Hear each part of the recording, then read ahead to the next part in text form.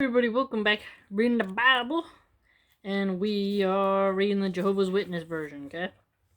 All right. And if you want to buy it, you can go to the Watchtower website, or just go to a Kingdom Hall and get it. I have never really looked for this version on Amazon, so I don't know if it's there. Okay.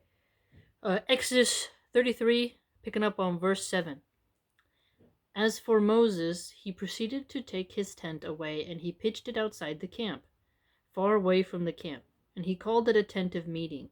And it occurred that every one inquiring of Jehovah would go out to the tent of meeting, which was outside the camp. And it occurred that as soon as Moses went out to the tent, all the people would rise, and they stationed themselves, each one at the entrance of his own tent. And they gazed after Moses until he went into the tent. It also occurred that as soon as Moses had gone into the tent, the pillar of cloud would come down, and it stood at the entrance of the tent, and he spoke with Moses. And all the people saw the pillar of cloud standing at the entrance of the tent. The pillar of cloud is God, so God coming down by the tent.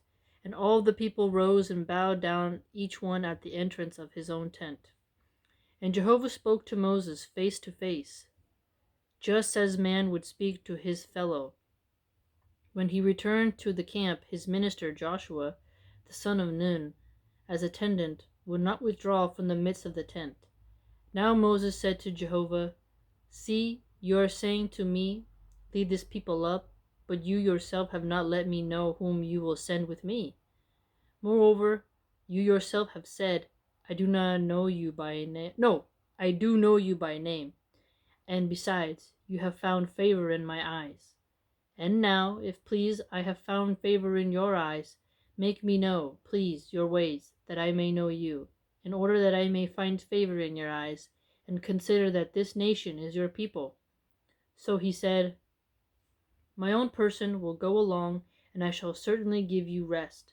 At this he said to him, "If your own person is not going along, do not lead us up from here.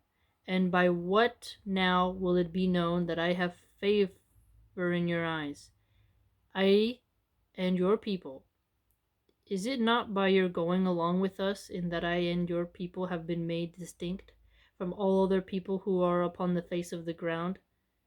And Jehovah went on to say to Moses, "This thing, too, of which you have spoken, I shall do, because you have found favor in my eyes, and I know you by name." At this he said, "Cause me to see, please, your glory." But he said, "I myself shall cause all my goodness to pass before your face." In the Bhagavad Gita, Arjuna asks to see Krishna in all his glory. Interesting. But he said, "I myself shall cause all my goodness to pass before your face, and I will declare the name of Jehovah before you, and I will favor the one whom I may favor, and I will show mercy to one to whom I may show mercy." And he added, "You are not able to see my face, because no man may see me yet and live." And see, in here, it's like Jehovah saying, you might die, and, if you look at him, whether that be through fear or whatever. But Krishna, when he talks to Arjuna, he's like, Arjuna gets terrified about Krishna's real form and then asks Krishna to actually go back to his original form. So that's interesting. And Jehovah said further, "Here is a place with me, and you must station yourself upon the rock. And it has to occur that while my glory is passing by, I must place you in a hole in the rock. And I must put my palm over you as a screen until I have passed by. After that, I must take my palm away, and you will indeed see my back, but my face may not be seen." 34. Exodus 34. Then Jehovah said to Moses, "Carve out for yourself 2 tablets of stone, like the first ones, and I must write upon the tablets the words that appeared on the first tablets, which you shattered. And get ready for the morning, as you must go up in the morning on Mount Sinai, and station yourself by me there on the top of the mountain. But nobody may go up with you, and 2, let nobody else be seen in all the mountain. What is more, no flock or herd should be pasturing in front of that mountain." Maybe because they'll die? I wonder why. Why couldn't the flock be there? Was it insulting? Accordingly, Moses carved out 2 tablets of stone, like the first ones, and got up early in the morning and went on to Mount Sinai, just as Jehovah had commanded him. And he was taking the 2 tablets of the stone in his hand. And Jehovah proceeded to come down in the cloud and station himself with him there and declare the name of Jehovah. And Jehovah went passing by before his face and declaring, Jehovah, Jehovah, a God merciful and gracious, slow to anger, and abundant in loving kindness and truth, preserving loving kindness for thousands, pardoning error and transgression and sin. Interesting, look at that. It's mentioning God's mercy. But by no means will he give exemption from punishment, bringing punishment for the error of fathers upon sons, and upon grandsons, upon the 3rd generation, and upon the 4th generation. Punishment for the error of fathers, and the sons will feel the errors that their fathers did, and the grandsons will feel the errors that their grandpas did, all the way to the 4th generation. I wonder if that's a contrast between where in the Quran it says that no one can bear the burdens of anyone else. You will be punished for what you did, but here in this version, in the Bible version, it's saying that if you mess up, even your 4th generation is going to feel it. Which is like what North Korea does.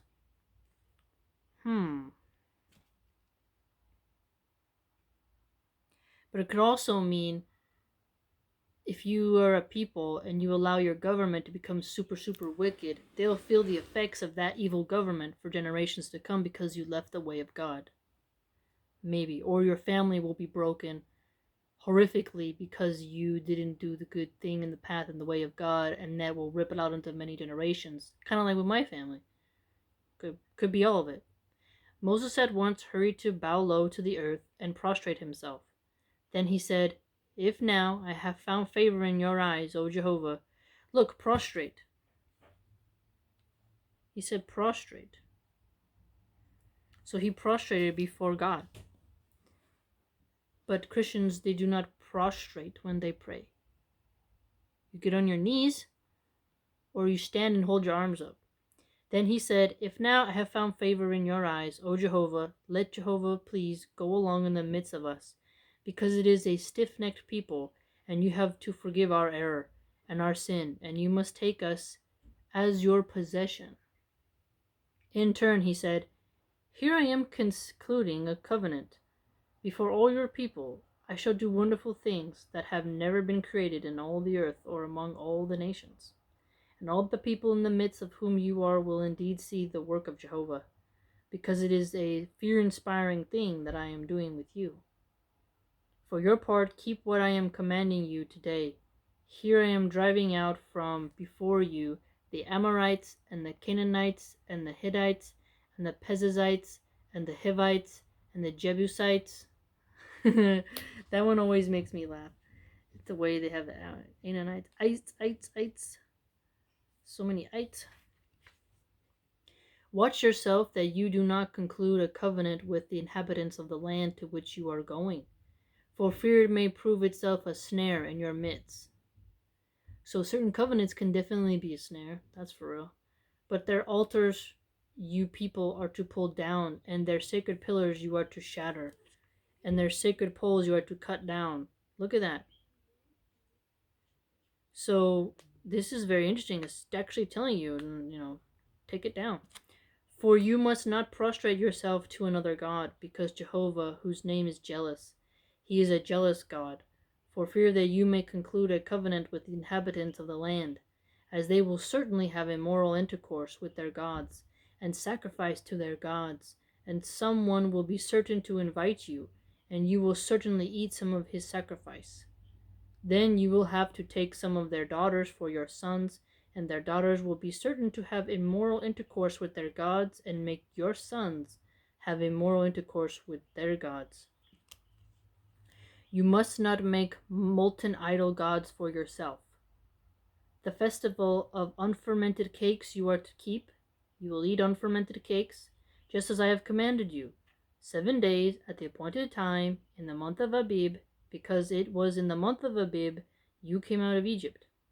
Everything that first opens the womb is mine, and as regards all your livestock, the male firstling of bull and sheep, and the firstling of an ass, you are to redeem with a sheep. But if you will not deem it, then you must break its neck. Every firstborn of your sons you are to redeem, and they must not appear before me empty-handed. 6 days you are to labor, but on the 7th day you will keep the Sabbath. In plowing time and in harvest you will keep the Sabbath. And you will carry on your festival of weeks with the first ripe fruits of the wheat harvest, and the festival of ingathering at the turn of the year. 3 times in the year of every male of yours is to appear before the true Lord Jehovah, the God of Israel. For I shall drive the nations away from before you, and I will make your territory spacious, and nobody will desire your land while you are going up to see the face of Jehovah your God 3 times in the year. You must not slaughter along with what is leavened the blood of my sacrifice, and the sacrifice of the festival of the Passover should not stay overnight until the morning. The best of the first ripe fruits of your soil you are to bring to the house of Jehovah your God. You must not boil a kid in its mother's milk.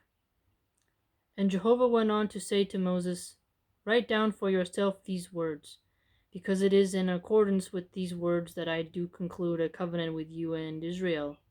And he continued there with Jehovah 40 days and 40 nights. He ate no bread, and he drank no water, and he proceeded to write upon the tablets the words of the covenant, the 10 words. Now it came about, when Moses came down from Mount Sinai, that the 2 tablets of the testimony were in the hand of Moses when he came down from the mountain. And Moses did not know that the skin of his face emitted rays because of his having spoken with him. Whoa, his face is just shining up, glowing. When Aaron and all the sons of Israel got to see Moses, why look, the skin of his face emitted rays, and they grew afraid of coming near him. And Moses proceeded to call them. So Aaron and all the chieftains among the assembly came back to him, and Moses began to speak to them. First after that all the sons of Israel came near to him, and he began commanding them all that Jehovah had spoken with him on the Mount Sinai. When Moses would finish speaking with him, he put a veil over his face, but when Moses would go in before Jehovah to speak with him, he would take away the veil until his going out. And he went out and spoke to the sons of Israel, where he would be commanded. And the sons of Israel saw Moses' face, that the skin of Moses' face emitted rays, and Moses put the veil back over his face until he went in to speak with him. He put a veil on. Wow. It's like glowing, like just, wow. That's an interesting thing to think about. It's this glowing face. What do you think, family? So you have to sacrifice the firstlings of your animals, the first good ripe harvest of your garden. Moses prostrated himself. Lots of Anite tribes. Interesting. What do you think, family? Do you have any favorite verses that you liked? Ones that you want to dig in more on, philosophize on? Let me know.